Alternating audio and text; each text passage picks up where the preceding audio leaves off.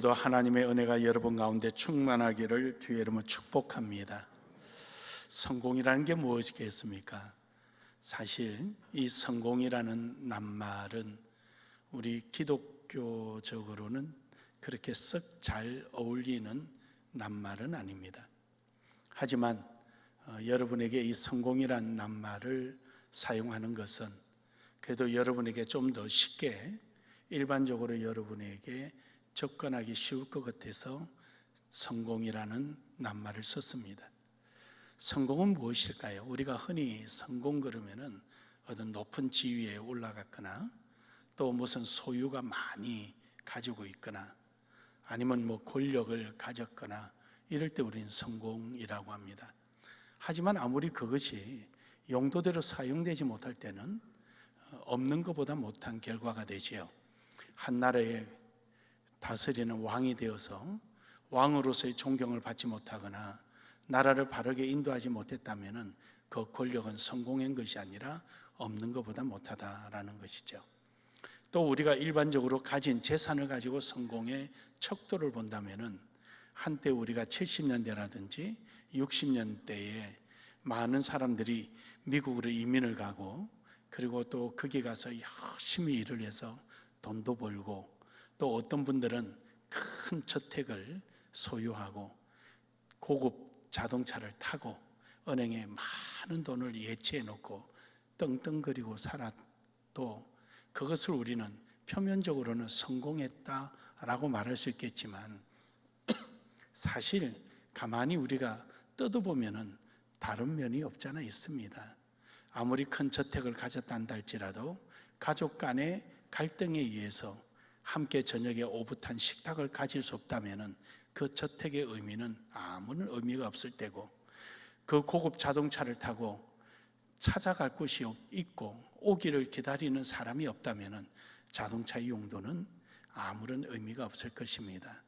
뿐만 아니라 은행에 아무리 많은 돈을 예치해 두었다 할지라도 그 돈을 쓸만한 곳을 가치 있게 쓸만한 곳을 찾지 못한다면 그 역시 성공한 것은 아닐 것입니다. 해서 우리는 성공이란 말을 이렇게 표현을 해볼 수가 있습니다. 성공은 자기 자신과 자기 인생 간에 잘 관계를 갖고 다른 사람의 타인과의 또 타인의 인생과 좋은 관계를 가진 것이 성공한 사람이다 라는 겁니다. 왜냐하면 모든 사람은 아무리 많이 성공을 했더라도 남는 것은 아무것도 없습니다. 내가 가지고 갈 것도 없고 가진 것을 드러낼 것도 없습니다.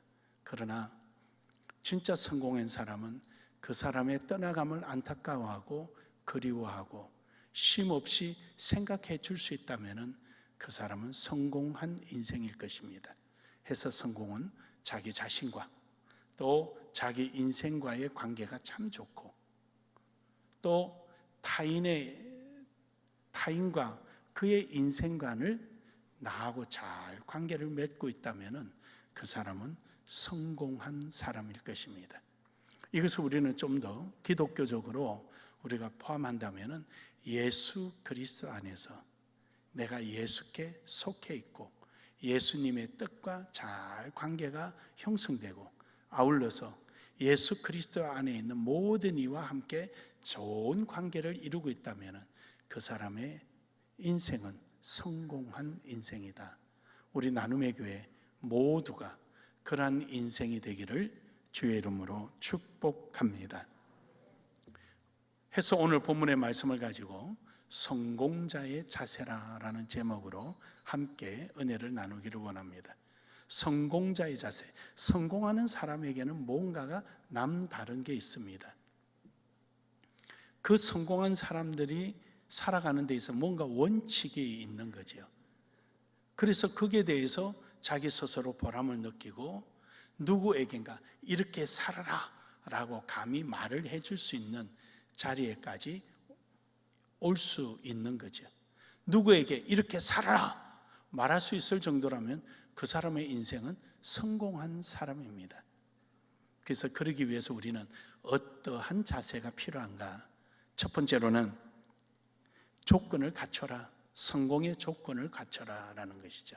성공의 조건은 처음에 시작했던 목표와 그리고 거기에 대한 좌로나 우로나 변함이 없는 자세가 필요하다. 어딘가에 목표를 정해놓고는 금방 뒤바뀌어버리고 이랬다 저랬다 해서는 안 된다는 것이죠. 오늘 본문 말씀에 아합이라는 왕이 바로 이러하지를 못했다라는 겁니다. 아합 왕은 북왕국 이스라엘의 7대 왕입니다. 그의 아버지 오므리에 의해서 그가 왕이 되었습니다.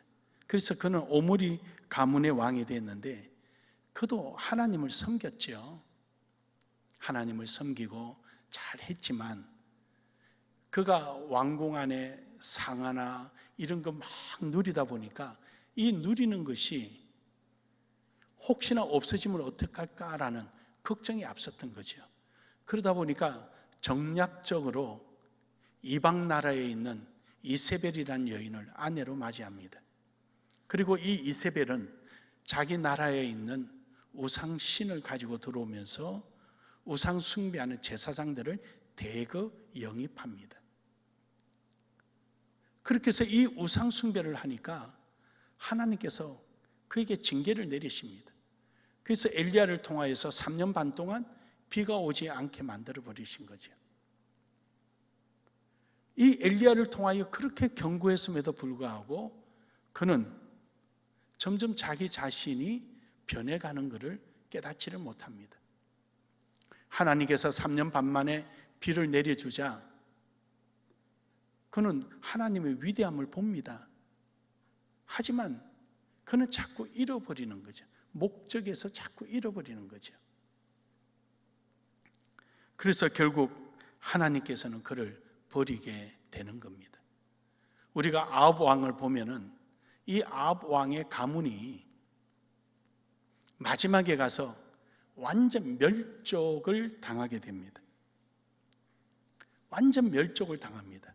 그것도 7살 먹은 왕에 의해서 멸족을 당하게 됩니다. 이처럼 처참하게 목적을 잃어버리고 가다가 이랬다 저랬다 자기 욕심에 따라서 변하는 이러한 신앙은 버림을 받을 수밖에 없습니다. 오늘 본문 말씀에 앞단락에 보면은 미가 선지자가 아합에게 경고합니다. 당신이 지금 전쟁터 나가면은 죽습니다.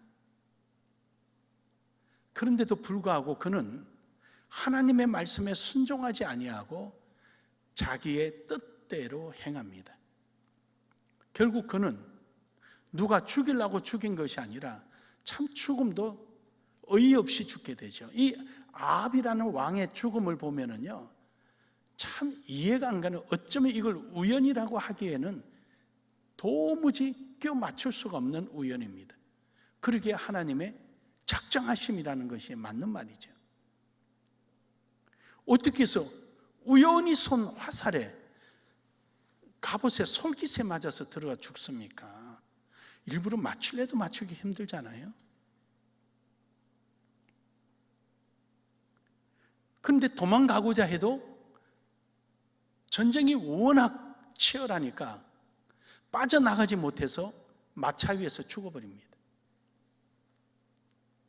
그 죽음으로 끝난 것이 아니라 일찍이 엘리야가 예언한 대로 너의 피는 개가 마시면 개가 핥으리라 하는데 정말로 냇가에 가서 죽은 마차 피를 씻는데 그 피를 개가 핥아 먹어버렸습니다. 그리고 그 지체 높고 거룩하게 깨끗하게 살아가는 사람이 가장 천한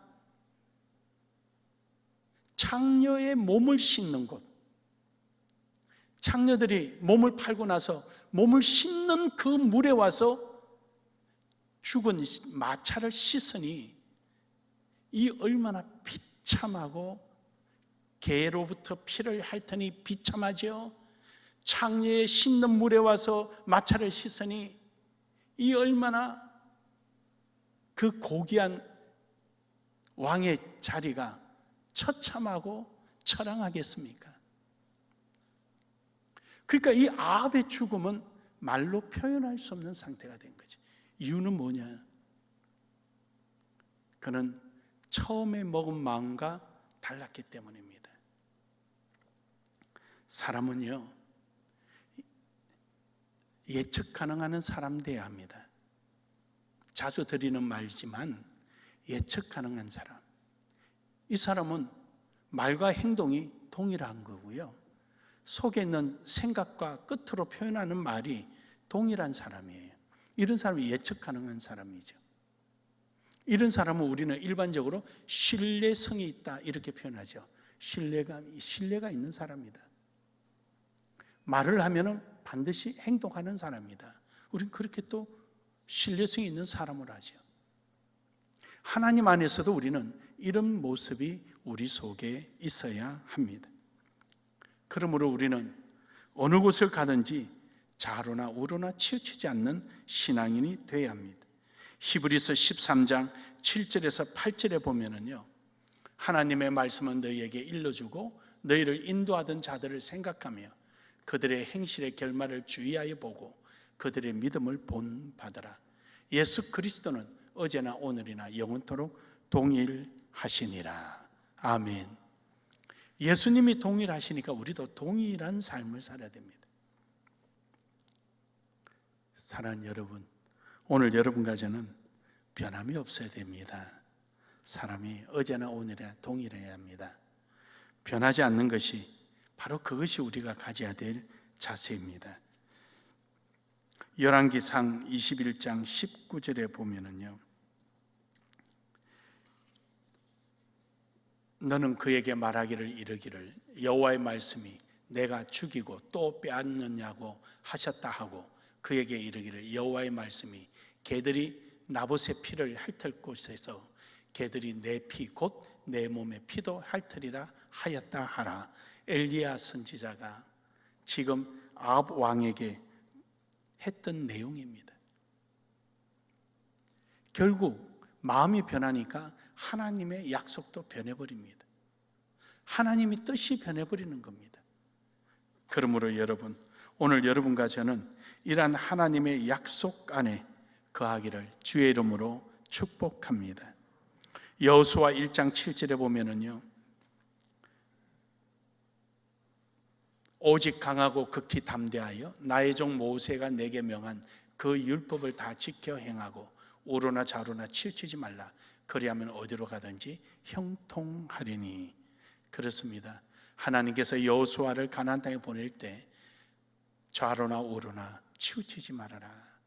오로지 하나님께서 정해준 그 길을 벗어나지 말아라. 마치 하나님께서 길을 정해놓으신 자리에 비가 온들 눈이 온들 바람이 불더라도 그 바람을 피하려고 숨지도 말고 눈이 와서 앞이 안 보인다고 멈추지도 말고 곱게 주님이 정해준 그 길을 좌로나 우로나 치우치지 마 가라는 것입니다. 우리가 철로 역경이라는 소설을 우리 기독서적이죠. 우리 참 꼭 읽어봐라는 것이 바로 그 철로 역경입니다. 많은 유혹 속에 좌로나 우로나 치우치지 않고 오직 우리의 삶을 하나님 중심의 약속을 믿고 가는 것을 거기서 표현하고 있는 겁니다. 그렇습니다, 여러분. 사람 변하지 말아야 됩니다. 이러고 저러고 변해서는 안 됩니다. 사람이 항상 그 자리에 변함없이 말을 하면 지킬 줄 알고 행동에 대한 책임을 질 줄 아는 그런 모습으로 나아가야 합니다. 여호수아 23장 6절에서 10절에서도 여호수아는 좌로나 우로나 치우치지 말아라고 말합니다. 앞서 1장 7절의 말씀은 하나님의 약속에 근거한 좌로나 우로나 치우치지 말라는 것이고요.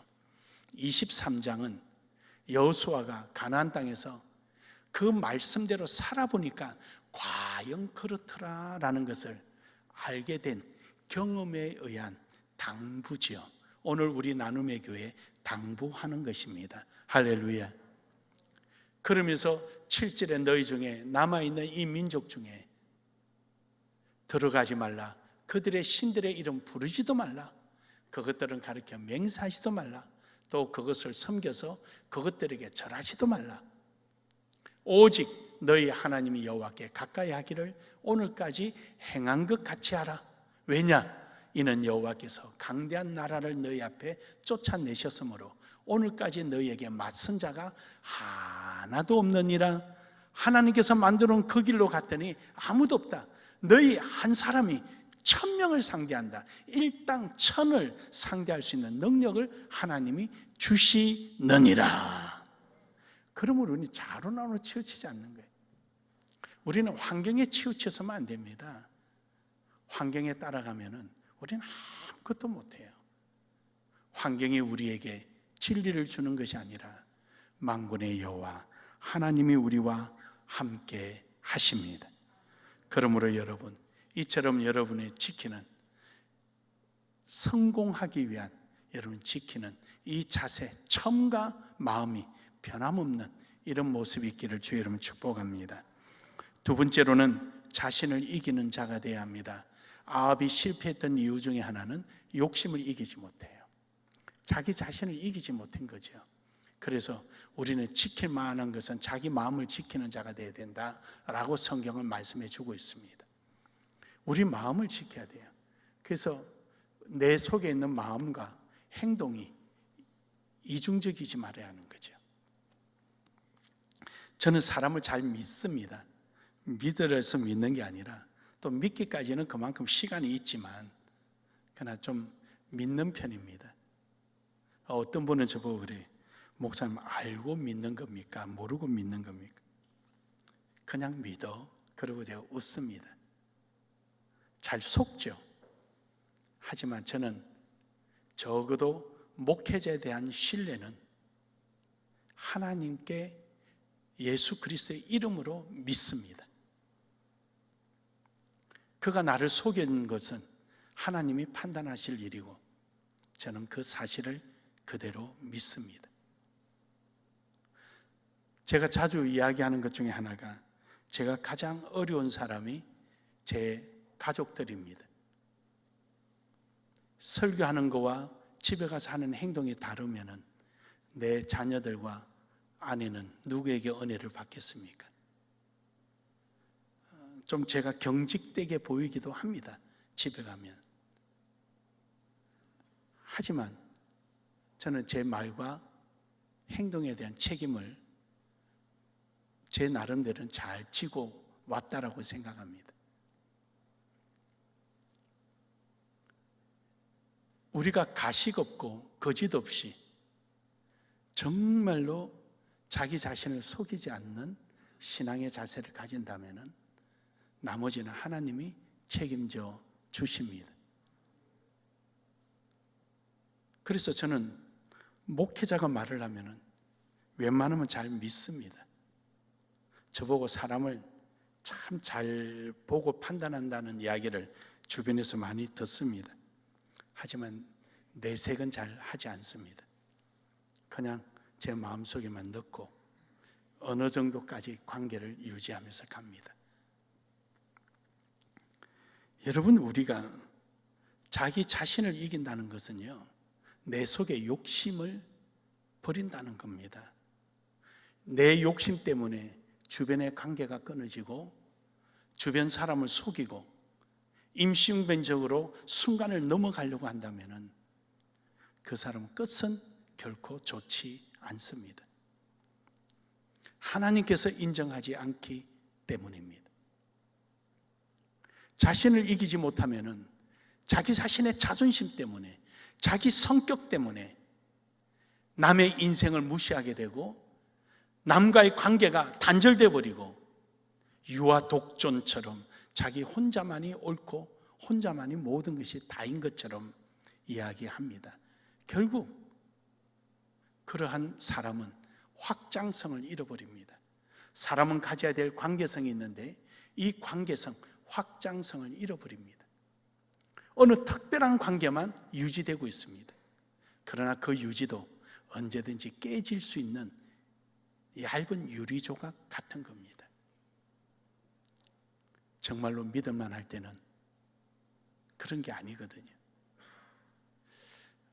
제가 어릴 때 저희 선친이 효자가 어떤 게 효자인가 라는 이제 예화를 한번 우리로 예화를 들여서 한번 듣고, 좋은 친구가 어떤 친구냐라는 것을 한번 제가 들은 기억이 있습니다.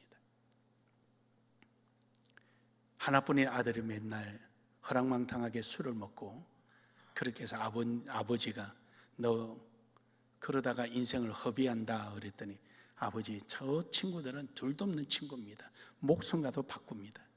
그러니까 아버지가 그러냐 한번 시험해보자. 가서 돼지 한 마리를 잡아라. 잡아서 불로 거실어라. 그다음에 껍질을 벗겨라. 다 털을 뽑고 가마니에 둘둘 말아서 지게 지고 한밤중에 짊어져라. 네가 가장 친한 친구 집에 가서 찾아가봐라. 그래서 친구 집에 찾아가서, 아무개야 이 밤에 웬일인가? 내가 나도 모르게 엄격길에 사람을 죽였네. 술 한잔 먹고 홧김에 죽였는데 나 좀 숨겨주게. 에이 사람아, 그래가 와서 누구 신세 버리려고 그러냐? 어서 저 산에 버리게. 그럼 문을 닫고 들어가더랍니다. 그러면서 또 친한 친구 집에 가봐라. 똑같더랍니다. 지게를 이래 내려놔라. 그리고 이른 새벽에 시간이 지났으니까 아버지가 지게를 지고 몇 년 만에 찾아가는 친구에 가서, 여보게, 아니 이 밤 이 새벽에 웬일인가? 자네 어쩐 일로 기별도 없이 이렇게 오랜만에 왔는가? 내가 여차여차해 사람을 죽였네. 두리번거리더니 두 말도 안 하게 이리 들어오게, 빨리 들어오게. 이 사람아, 어쩌다 그랬나 자네가. 그리고는 꽃갱이를 주면서 내 안방 구들장을 파자. 그게 일단 숨겨놓고 그 다음에 이야기하자. 그 모습을 본 아들이 주저앉고 아버지에게 무릎 꿇고 잘못했다고 하더랍니다. 사람의 진정한 진솔함은 남의 인생을 인정해주고 남의 주장을 받아들일 줄 아는 사람이 되어야 합니다. 이것이 바로 교회입니다. 우리는 궁휼함이라는 게 무엇입니까? 친절함이, 인애함이라는 게 무엇입니까? 상대를 인정하고 상대를 허용할 줄 아는 마음입니다. 성공하는 사람은 이런 사람입니다. 사랑하는 여러분, 아합 왕은 그가 믿고 의지하던 선지자마저도 욕심 때문에 믿지 않으므로 결국은 패하고 말았습니다. 오늘 본문 말씀 13절에서 앞서 있는 13절에서 38절에 28절에 있는 말씀처럼 앞서 말씀드린 대로 미가가 당신이 정령 패하리라 함에도 불구하고 그의 욕심을 다스리지 못해서 결국은 지고 말았습니다. 사랑하는 여러분, 오늘 내 속에 그 알량한 자존심, 크게 이루지도 못할 욕심, 누가 알아주지도 않는 지식을 지나치게 드러내고 자랑한다면 우리 역시 실패한 인생이 될 것입니다. 다니엘서 3장 14절에서 15절에 보면 다니엘의 세 친구는 느부갓네살 앞에서 그 7배나 강한 풀무불 앞에 놓였을 때도 그들은 욕심을 가지지 않았습니다. 자신의 정체성을 잃지 않았다라는 것입니다. 누구나 살고 싶을 것입니다. 누구나 생명을 귀하게 여길 것입니다. 그가 거기서 다니엘의 세 친구가 절 한번 하면은 끝날 일입니다. 신앙적으로 지탄을 받을 수는 있지만 인간적으로는 모두가 동정하는 내용입니다. 하지만 이들은 단호했습니다. 다니엘서 3장 16절에서 18절에 이들은 하나님이 우리를 구원해 주지 아니하실지라도, 그리 아니하실지라도 왕에게 대답할 것이 없습니다. 절하지 않겠습니다. 왕의 말 앞에 나는 대답할 이유를 못 찾겠다. 이들은 자기 자신을 강하게 지켰습니다. 그래서 18절에 그리 아니하실지라도 안 하겠다는 것입니다. 마태복음 26장 39절에 예수님께서도 십자가를 지셔야 될 그 고난 속에 이 잔을 내게서 지나가게 하옵소서, 오버패스 해달라는, 그냥 넘어가게 해달라는 겁니다. 하지만 예수님은 아버지 원대로 하시옵소서, 내 원대로 하지 마시고, 예수님은 성육신 하셔서 우리처럼 똑같은 인간의 몸을 입고 그 고통과 고난을 다 스스로 이겨내야 할 그 처참하고 괴로운 순간 앞에서도 예수님은 본인의 자신을 지켜 나가고 계신 겁니다. 사랑하는 여러분, 오늘 여러분과 저는 우리 자신을 지키며 나아가기를 주의 이름으로 축복합니다. 여호수아 1장 7절에 보면은 개역 성경 전에는 내 마음을 다하고 오직 너는 마음을 강하게 하고 극히 담대하여 이렇게 표현이 되어 있는데, 지금 개역 개정에는 없습니다. 왜냐하면 오직 강하고 극히 담대하여 이 말 자체가 두 음절로 함축해라면 마음입니다. 마음을 지켜라는 것이죠. 그렇습니다. 우리는 우리의 본질적인 마음을 지키고 나아가기를 주의 이름으로 축복합니다. 마지막 세 번째로는 순종하는 것입니다. 오늘 아합 왕은 순종했더라면 살았지요. 순종하지 않았습니다. 자기 꾀를 냈습니다. 유다 왕은 왕옷을 입고 자기는 병사처럼 변복을 하고, 유다 왕이 죽으면 죽었지 자기는 죽지 않으리라고 생각했습니다. 그는 불순종을 넘어서 하나님의 뜻에 간계함으로 대적한 행위입니다. 그러나 우연히 쏜 화살에 갑옷을 입었지만 그 솔깃에 맞아서 죽었습니다. 사무엘서에 보면은 사울 왕은 하나님의 음성을 듣기보다는 백성들, 환경의 소리에 귀를 기울였습니다.